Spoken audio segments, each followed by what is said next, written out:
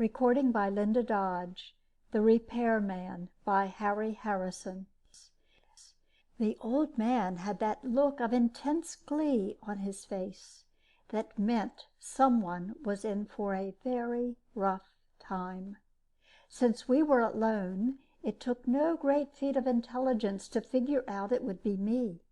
I talked first, bold attack being the very best defense, and so forth. I quit. Don't bother telling me what dirty job you have cooked up, because I have already quit, and you do not want to reveal company secrets to me. The grin was even wider now, and he actually chortled as he thumbed a button on his console. A thick legal document slid out of the delivery slot and onto his desk. "This is your contract," he said. "It tells how and when you will work. A steel and vanadium-bound contract that you couldn't crack with a molecular disruptor." I leaned out quickly, grabbed it, and threw it into the air with a single motion. Before it could fall, I had my solar out, and with a wide-angle shot, burned the contract to ashes. The old man just pressed a button again, and another contract slid out on his desk. If possible, the smile was still wider now. "Oh, I should have said a duplicate of your contract, like this one here." He made a quick note on his secretary plate. "I have deducted 13 credits from your salary for the cost of the duplicate, as well as a 100 credit fine for firing a solar inside of a building." I slumped, defeated, waiting for the blow to land. The old man fondled my contract. "According to this document, you can't quit. Ever. Therefore, I have a little job I know you'll enjoy. A repair job. The Centauri beacon has shut down. It's a Mark III beacon." "What kind of beacon?" I asked him. "I have repaired hyperspace beacons from one arm of the galaxy to the other, and was sure I had worked on every type or model ever made. But I'd never heard of this kind." "Oh, it's a Mark III," the old man repeated, practically chortling. "I had never heard of it either, until records dug up the specs. They found them buried in the back of their oldest warehouse. This was the earliest type of beacon ever built, by Earth no less. Considering its location on one of the Proxima Centauri planets, it might be very well the first beacon." I looked at the blueprints he handed me and felt my eyes glaze with horror. "It's a monstrosity. It looks more like a distillery than a beacon. Must be at least a few hundred meters high. I'm a repairman, not an archaeologist. This pile of junk is over 2,000 years old. Just forget about it and build a new one." The old man leaned over his desk, breathing into my face. "It would take a year to install a new beacon, besides being too expensive, and this relic is on one of the main routes. We have ships making 15 light-year detours now." He leaned back, wiped his hands on his handkerchief, and gave me lecture 44 on company duty and my troubles. "This department is officially called Maintenance and Repair, when it really should be called troubleshooting. Hyperspace beacons are made to last forever, or damn close to it. When one of them breaks down, it is never an accident, and repairing the thing is never a matter of just plugging in a new part." He was telling me, the guy who did the job while he sat back on his fat paycheck in an air-conditioned office. He rambled on. "How I wish that were all it took. I would have a fleet of part ships and junior mechanics to install them. But it's not like that at all. I have a fleet of expensive ships that are equipped to do almost anything, manned by a bunch of irresponsibles like you." I nodded moodily at his pointing finger. "How I wish I could fire all of you. Combination space jockeys, mechanics, engineers, soldiers, con men, and anything else it takes to do the repairs. I have to browbeat, bribe, blackmail, and bulldoze you thugs into doing a simple job. If you think you're fed up, just think about how I feel. But the ships must go through.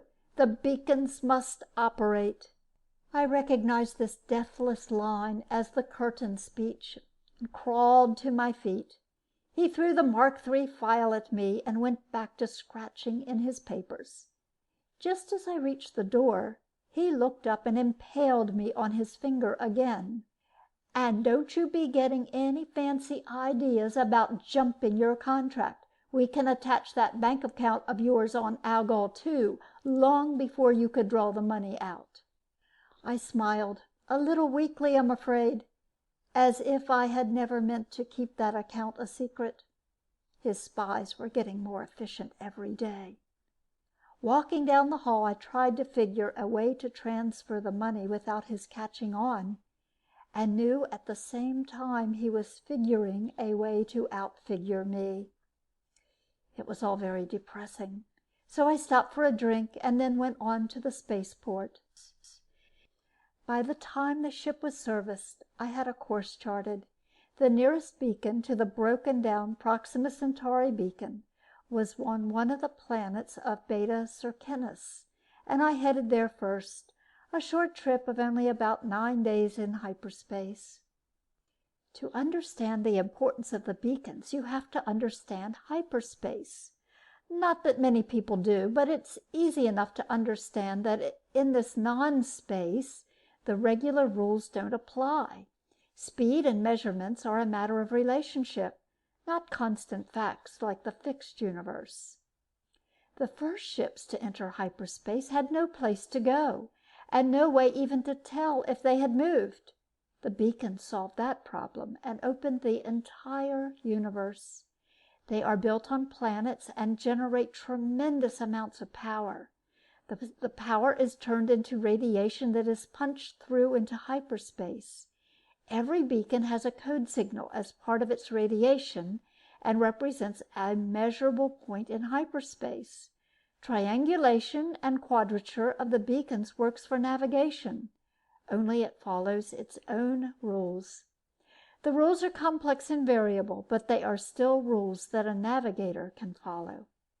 For a hyperspace jump, you need at least 4 beacons for an accurate fix. For long jumps, navigators use as many as 7 or 8. So every beacon is important and everyone has to keep operating.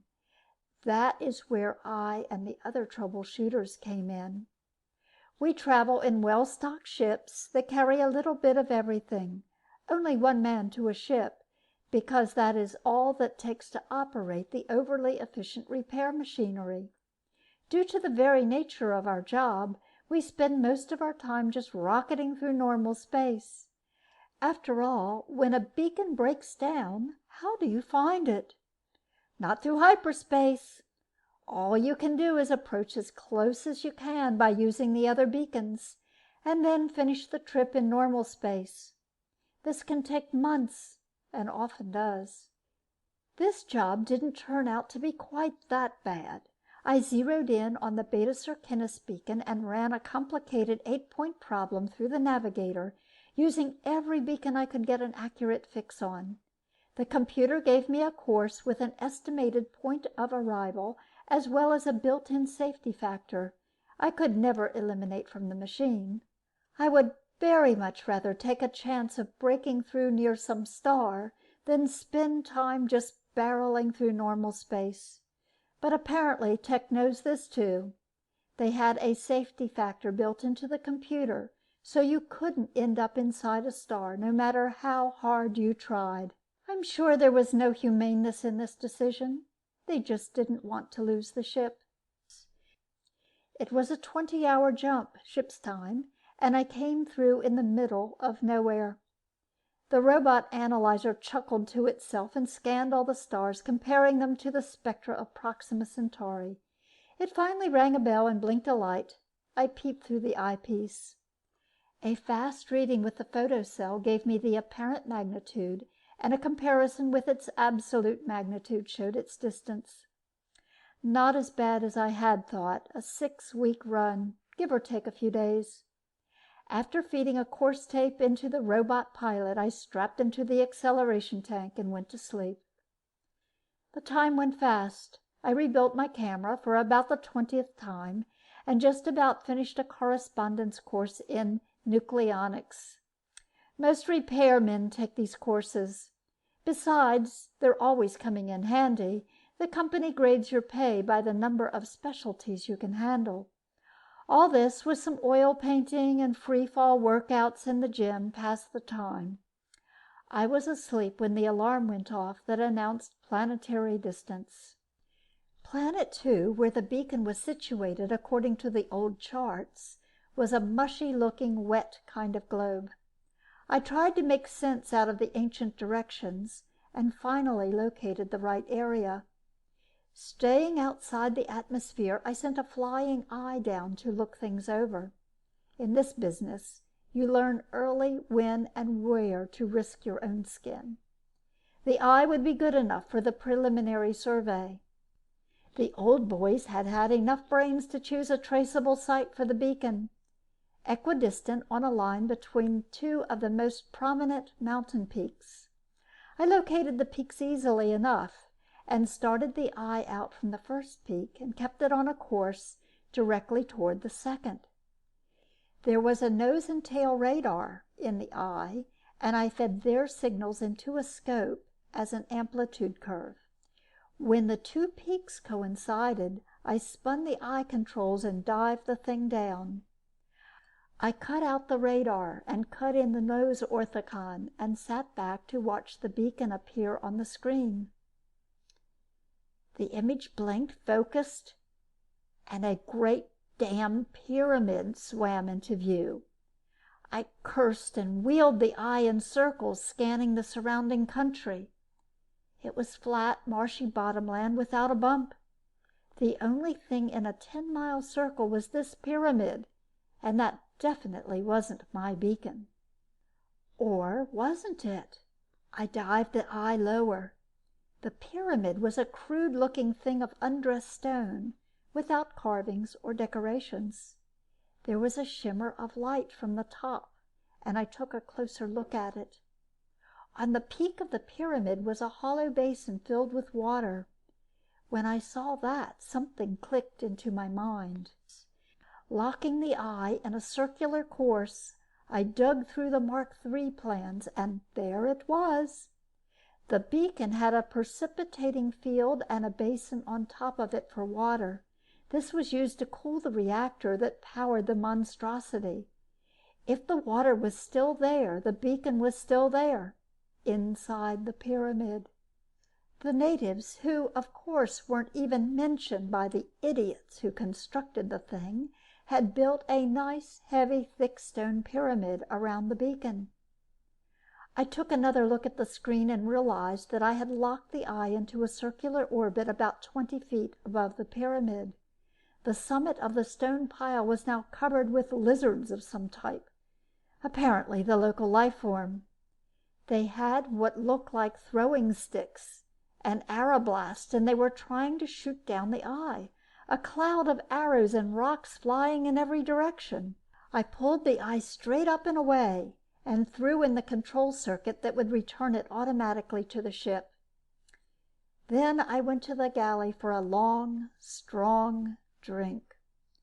My beacon was not only locked inside a mountain of handmade stone, but I had managed to irritate the things who had built the pyramid. A great beginning for a job, and one clearly designed to drive a stronger man than me to the bottle. Normally, a repairman stays away from native cultures. They are poison. Anthropologists may not mind being dissected for their science, but a repairman wants to make no sacrifices of any kind for his job.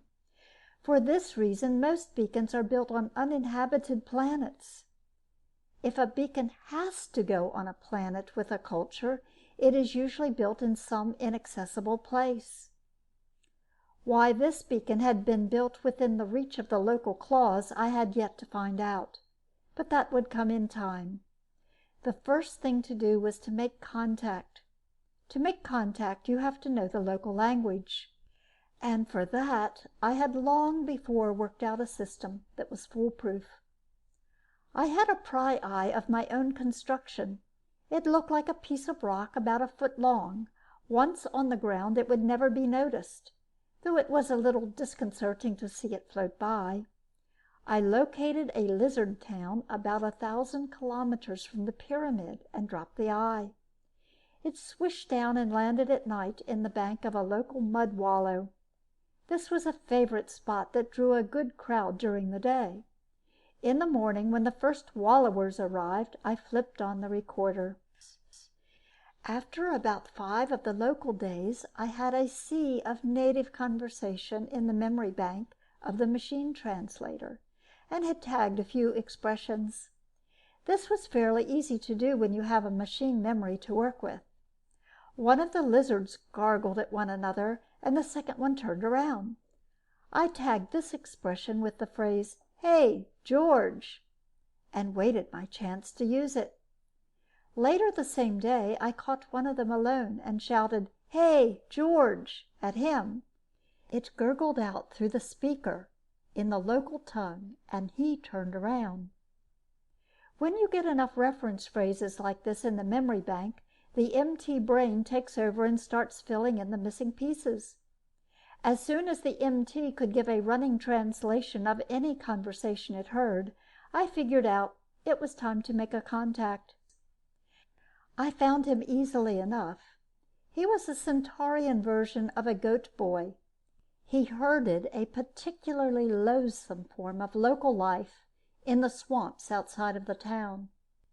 I had one of the working eyes dig a cave in an outcropping of rock and waited for him. When he passed the next day, I whispered into the mic, "Welcome, O goat boy, grandson. This is your grandfather's spirit speaking from paradise."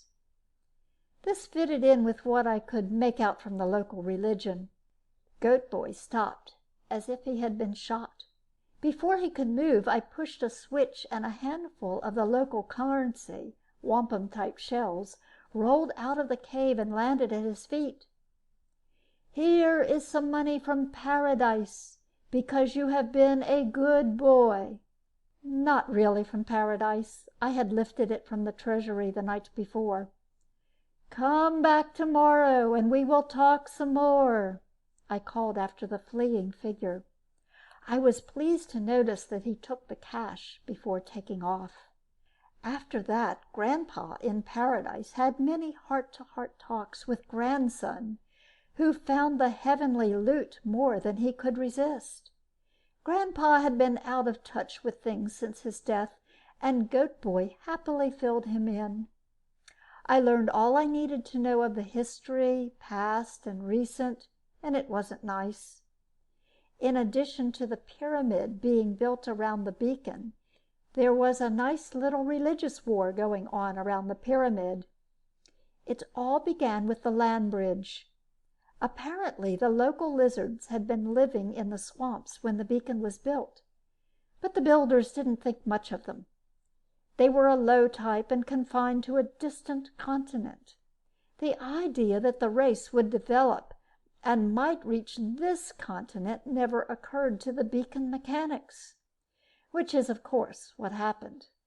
A little geological turnover, a swampy land bridge formed in the right spot, and the lizards began to wander up Beacon Valley and found religion.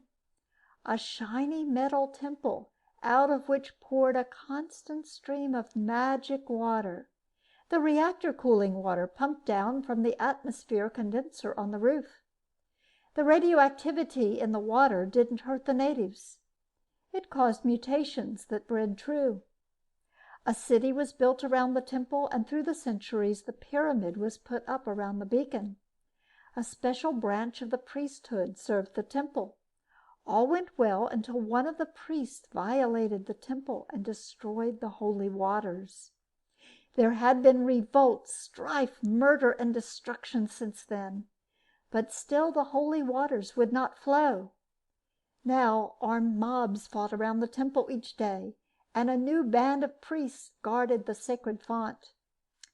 And I had to walk into the middle of that mess and repair the thing.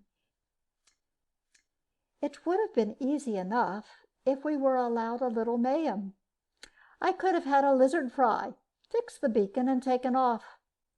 Only, quote, native life forms, unquote, were quite well protected. There were spy cells on my ship, all of which I hadn't found, that would cheerfully rat on me when I got back. Diplomacy was called for. I sighed and dragged out the plastiflesh equipment. Working from 3D snaps of grandson, I modeled a passable reptile head over my own features. It was a little short in the jaw, me not having one of their toothy mandibles, but that was all right.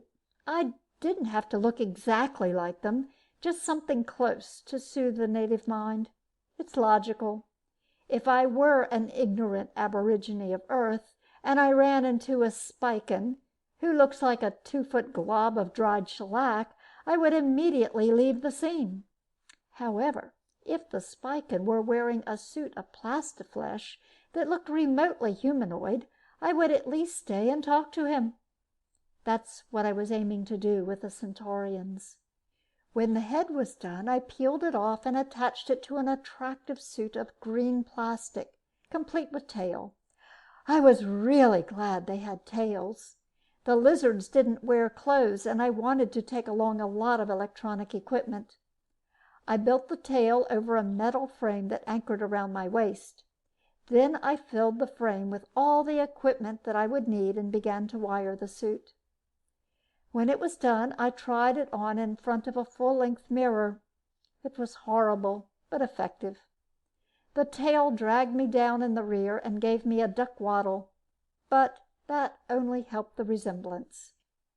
That night I took the ship down into the hills nearest the pyramid, an out-of-the-way dry spot where the amphibious natives would never go. A little before dawn, the eye hooked onto my shoulders, and we sailed straight up. We hovered above the temple at about 2,000 meters until it was light, and then dropped straight down.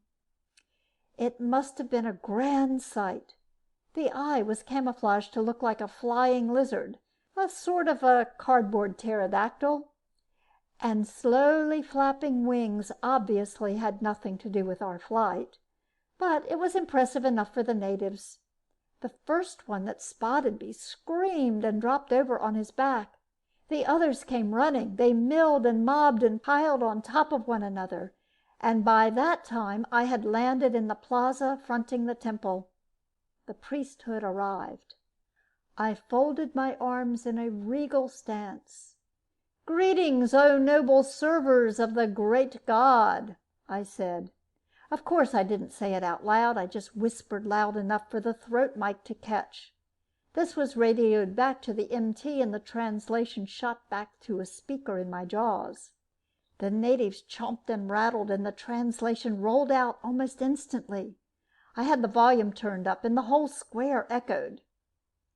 Some of the more credulous natives prostrated themselves, and others fled screaming. One doubtful type raised a spear, but no one else tried that after the pterodactyl eye picked him up and dropped him in the swamp. The priests were a hard-headed lot, and weren't buying any lizards in a poke. They just stood and muttered. I had to take the offensive again. "Begone, O faithful steed," I said to the eye, and pressed the control in my palm at the same time. It took off straight up, a bit faster than I wanted. Little pieces of wind-blown plastic rained down. While the crowd was oogling this ascent, I walked through the temple doors. "I would talk with you, O noble priests," I said. Before they could think up a good answer, I was inside. The temple was a small one, built against the base of the pyramid. I hoped I wasn't breaking too many taboos by going in. I wasn't stopped, so it looked all right. The temple was a single room with a murky-looking pool at one end. Sloshing in the pool was an ancient reptile who was clearly one of the leaders. I waddled toward him, and he gave me a cold and fishy eye, and then growled something. The MT whispered into my ear, "Just what in the name of the 13th sin are you, and what are you doing here?" I drew up my scaly figure in a noble gesture and pointed toward the ceiling. "I come from your ancestors to help you. I am here to restore the holy waters." This raised a buzz of conversation behind me, but got no rise out of the chief. He sank slowly into the water until only his eyes were showing. I could almost hear the wheels turning behind that moss-covered forehead. Then he lunged up and pointed a dripping finger at me. "You are a liar. You are no ancestor of ours. We will—" "Stop!" I thundered, before he got so far in that and couldn't back out. "I said your ancestors sent me as an emissary. I am not one of your ancestors. Do not try to harm me, or the wrath of those who have passed on will turn against you." When I said this, I turned to jab a claw at the other priest, using the motion to cover my flicking a coin grenade toward them. It blew a nice hole in the floor with a great show of smoke and noise. The first lizard knew I was talking sense then, and immediately called a meeting of the shamans. It, of course, took place in the public bathtub, and I had to join them there. We jawed and gurgled for about an hour and settled all the major points. I found out that they were new priests. The previous one had all been boiled for letting the holy water cease. They found out that I was there only to help them restore the flow of the waters. They bought this tentatively, and we all heaved out of the tub and trickled muddy paths across the floor. There was a bolted and guarded door that led into the pyramid proper. While it was being opened, the first lizard turned to me. "Undoubtedly you know of the rule," he said. "Because the old priests did pry and peer, it was ruled henceforth that only the blind could enter the Holy of Holies." I'd swear he was smiling, if 30 teeth peeking out of what looked like a crack in an old suitcase can be called smiling. He was also signaling to him an underpriest who carried a brazier of charcoal complete with red-hot irons. All I could do was stand and watch while he stirred up the coals, pulled out the rustiest iron, and turned toward me. He was just drawing a bead on my right eyeball when my brain got back in gear. "Of course," I said, "blinding is only right, but in my case you will have to blind me before I leave the Holy of Holies, not now. I need my eyes to see and mend the font of holy waters. Once the waters flow again, I will laugh as I hurl myself on your burning iron." He took a good 30 seconds to think it over, and had to agree with me. The local torturer sniffled a bit and threw a little more charcoal on the fire. The gate crashed open, and I stalked through, and then it banged to behind me, and I was alone in the dark. But not for long. There was a shuffling nearby, and I took a chance and turned on my flash. 3 priests were groping toward me, their eye sockets red pits of burned flesh. They knew what I wanted and led the way without a word. A crumbling and cracked stone stairway brought us up to a solid metal doorway labeled in archaic script, "Mark 3 Beacon. Authorized personnel only." The trusting builders counted on the sign to do the whole job, for there wasn't a trace of a lock on the door. One lizard merely had to turn the handle, and we were inside the beacon. I unzipped the front of my camouflage suit and pulled out the blueprints. With the faithful priest stumbling after me, I located the control room and turned on the lights. There was a residue of charge in the emergency batteries, just enough to give a dim light. The meters and indicators looked to be in good shape, if anything, unexpectedly bright from constant polishing. I checked the readings carefully and found out just what I had suspected. One of the eager lizards had managed to open a circuit box and polished the switches inside. While doing this, he had thrown one of the switches, and that had caused the trouble. Rather, that had started the trouble. It wasn't going to be ended by just reversing the water valve switch.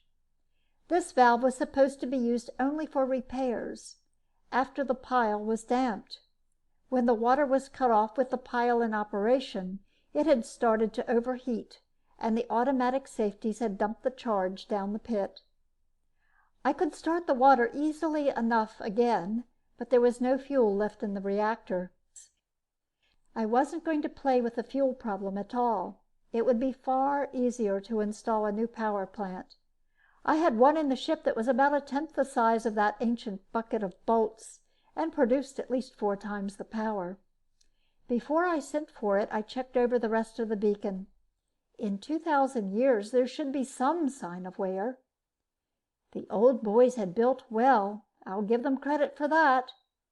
90% of the machinery had no moving parts and had suffered no wear whatever. Other parts they had beefed up, figuring they would wear, but slowly. The water feed pipe from the roof, for example. The pipe walls were at least 3 meters thick, and the pipe opening itself no bigger than my head. There were some things I could do, though, and I made a list of parts.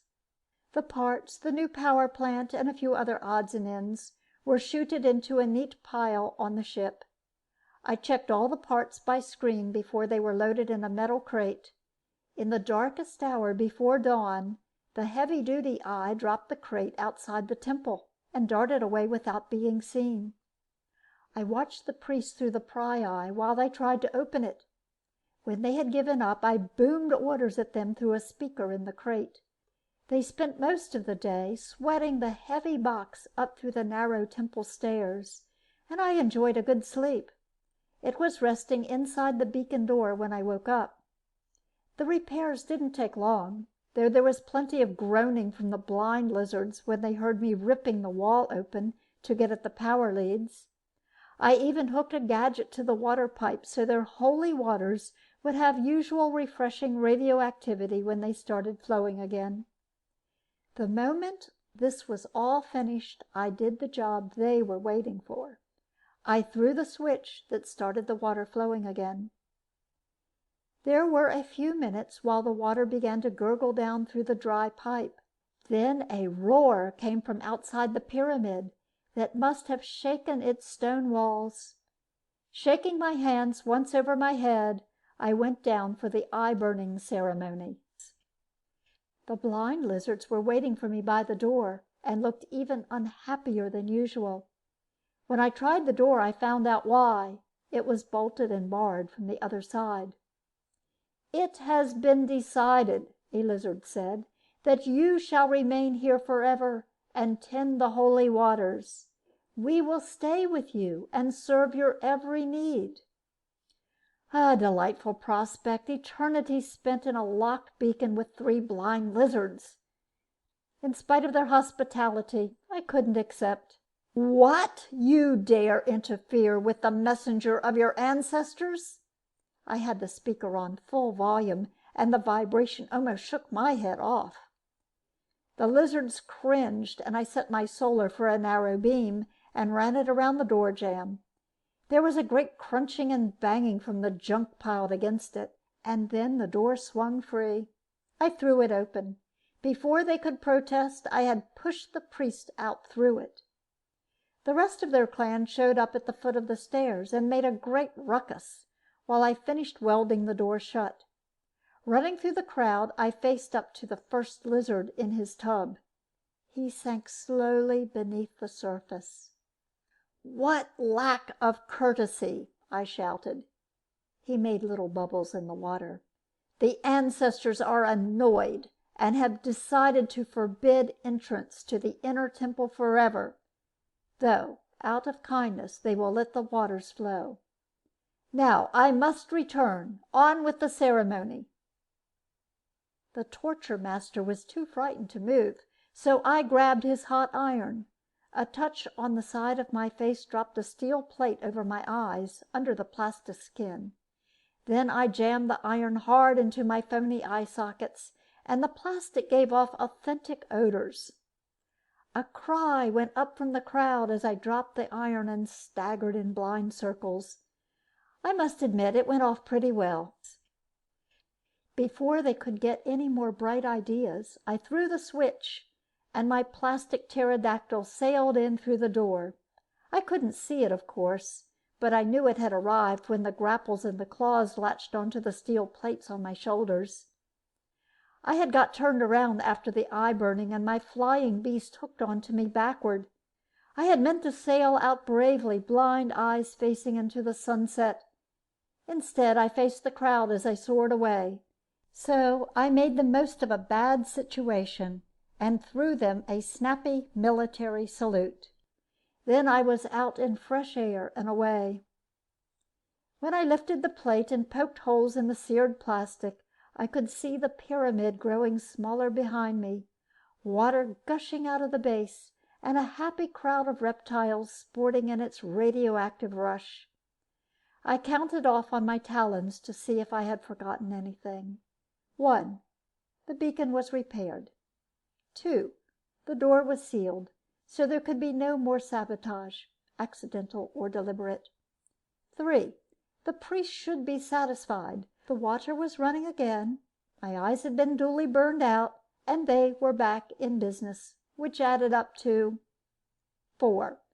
The fact that they would probably let another repairman in under the same conditions if the beacon conked out again. At least I had done nothing like butchering a few of them that would make them antagonistic toward future ancestral messengers. I stripped off my tattered lizard suit back in the ship, very glad that it would be some other repairman who would get the job. End of The Repairman by Harry Harrison.